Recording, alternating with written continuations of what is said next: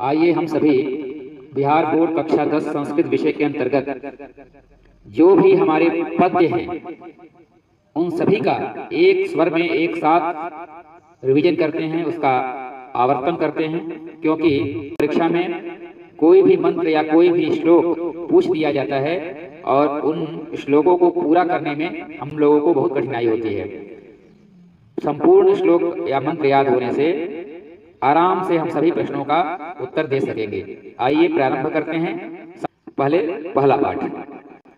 हिरण्मयेन पात्रेण सत्यस्यापि हितं मुखं तत्त्वं पूषन्नपावृणु सत्यधर्माय दृष्टये अणोरणीयान् महतो महीयान् आत्मास्त्यजन्तोर्निहितो गुहायां तमक्रतुः पश्यति वीतशोको धातुप्रसादान् महिमानमात्मनः सत्यमेव जयते नानृतं सत्येन पन्था विततो देवयानः येनाक्रमन् त्रिशयो ह्याप्तकामा यत्र तत्सत्यस्य परं निधानम् यथा नद्यस्यन्दमानाः समुद्रे अस्तं गच्छन्ति नामरूपे विहाय तथा विद्वान् नामरूपाद्विमुक्तः परात् परं पुरुषमुपैति दिव्यम् वेदाहमेतं पुरुषं महान्तम् आदित्यवर्णं तमसः परस्तात् तमेव विदित्वाति मृत्युमेति नान्यः पंथा विद्यते यनाय। इसी पाठ में योग्यता विस्तार के अंतर्गत यह भाग भी दिया गया है।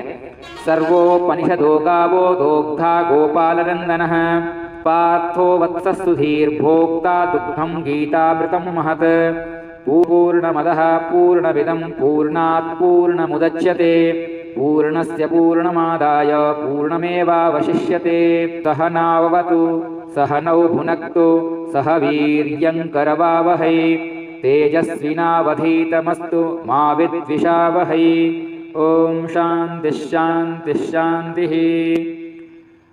अस्ति महीतलतिलकं सरस्वतीकुलगृहं महानगरं नाम्ना पाटलिपुत्रं परिभूतपुरन्दरस्थानम् अत्रोपवर्षवर्षाभिः पाणिनिपिङ्गलाभिः व्याडिः वररुचिपतञ्जलि इह परीक्षिताख्यातिमुपजग्मुः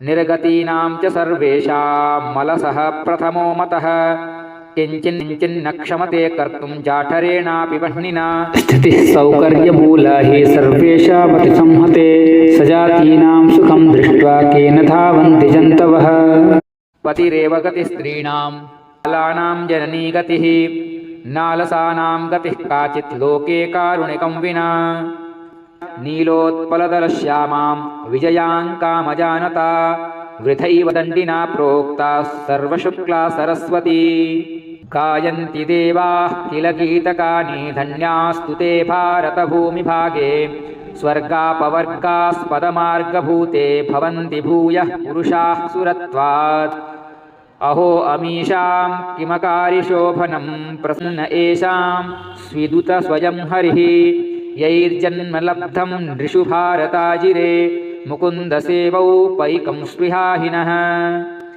इयं निर्मला वत्सला मातृभूमिः प्रसिद्धं सदा भारतं वर्षमेतत् विभिन्ना जना धर्मजाते प्रभेदै रिहैकत्वभावं वहन्तो वसन्ति विशाला स्मदीया धरा भारतीया सदा सेविता सागरैरम्यरूपा वनैः पर्वतैर्निर्झरैर्भव्यभूतिर्वहन्तीभिरेषा शुभा चापदाभिः जगद्गौरवं भारतं शोभनीयं सदास्माभिरेतत् तथा पूजनीयम् भवेद्देशभक्तिः समेषां जनानां रादर्शरूपा सदा वर्जनीया मन्त्रार्थाः सिद्धयः सन्तु पूर्णाः सन्तु मनोरथाः शत्रूणां बुद्धिनाशोऽस्तु मित्राणामुदयस्तव। सप्तम पाठ नीति श्लोक। यस्य कृत्यं न विघ्नन्ति शीतमुष्णं भयं रतिः समृद्धिरसमृद्धिर्वा स वै पंडित उच्यते तत्त्वज्ञः सर्वभूतानां योगज्ञः सर्वकर्मणाम् उपायज्ञो मनुष्याणां नरः पंडित उच्यते अनाहूतः प्रविशते अपृष्टो बहुभाषते अविश्वस्ते विश्वसिते मूढचेता नराधमः एको धर्मः परं श्रेयः क्षमैका शान्तिरुत्तमा विद्यैका परमा तृप्तिः अहिंसैका सुखावः वित्रिविधं नरकस्येदं द्वारं नाशनमात्मनः कामः क्रोधस्तथा लोभस्तस्मादेतत्त्रयं त्यजेत् षड्दोषाः पुरुषेणेह हातव्या भूतिमिच्छता निद्रा तन्द्रा भयं क्रोधम् आलस्यं दीर्घसूत्रता अप्येन रक्ष्यते धर्मो विद्या योगेन रक्ष्यते मृजया रक्ष्यते रूपं कुलं वित्तेन रक्ष्यते सुलभाः पुरुषा राजन् सततं प्रियवादिनः अप्रियस्य तु पथ्यस्य वक्ता श्रोता च दुर्लभः अप्नीया महाभागाः पुण्याश्च गृहदीप्तयः प्रियश्रियो गृहस्योक्तास्तस्मात् द्रक्ष्या विशेषतः कीर्तिं विनयो हन्ति हन्त्यनर्थं पराक्रमः हन्ति नित्यं क्षमा क्रोधमाचारो हन्त्यलक्षणम् संगच्छध्वं संवदध्वं संवोमनांसि जानतां देवाभागं यथा पूर्वे संजानाना उपासते समानो मन्त्रः समितिः समाने समानं मनः सह चित्तमेषां समानं मन्त्रमभिमन्त्र एव समानेन वो हविषा जुहोमि यत्नेन कार्ये सुसिद्धिर्जनानां यत्नेन सद्बुद्धिवृद्धिर्जनानां प्रयत्नेन युद्धे जयः स्यात् जनानां प्रयत्नो विधेयः प्रयत्नेन धीराः समुद्रं तरन्ति प्रयत्नेन वीरा गिरीन् लङ्घयन्ति प्रयत्नेन मूर्खाः सुयोग्या भवन्ति प्रयत्नो विधेयः। गीता का उपदेश क्या है? केवल कर्म ही करना है।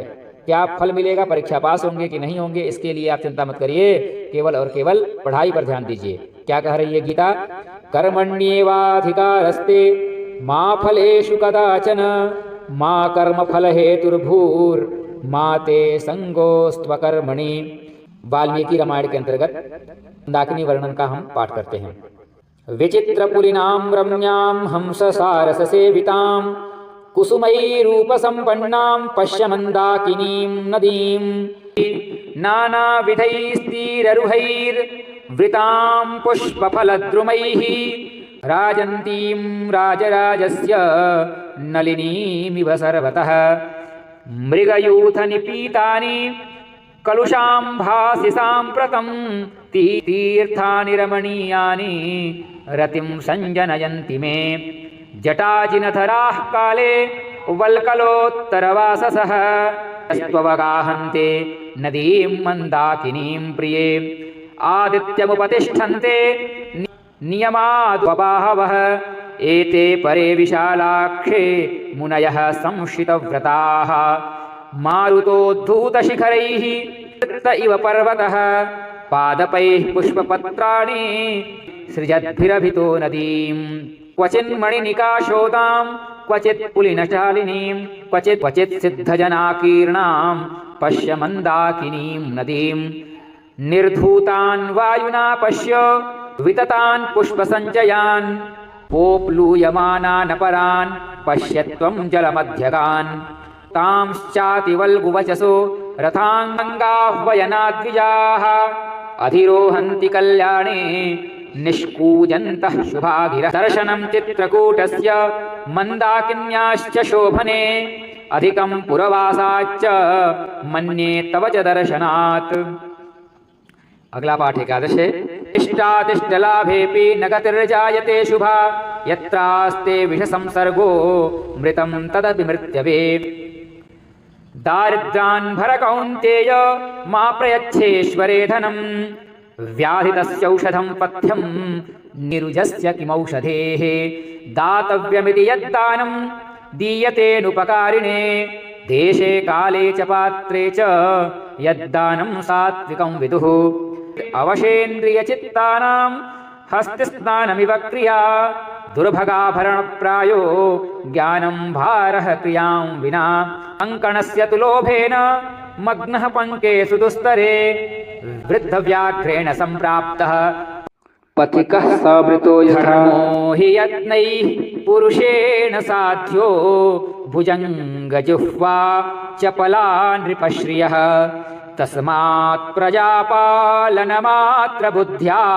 हतेषु देहेषु गुणा धरन्ते गैः सहैव जनितं मम देहरक्षा देवासुरैरपि न भेद्यमिदं सहस्रैः देयं तथापि कवचं सह कुण्डलाभ्यां प्रीत्या मया भगवते रुचितं यदि स्यात् साक्षयं गच्छति कालपर्ययात् बद्धमूलानि पतन्ति पादपाः जलं जलस्था न गतं च शुष्यति हुतं च दत्तं च तथैव तिष्ठति।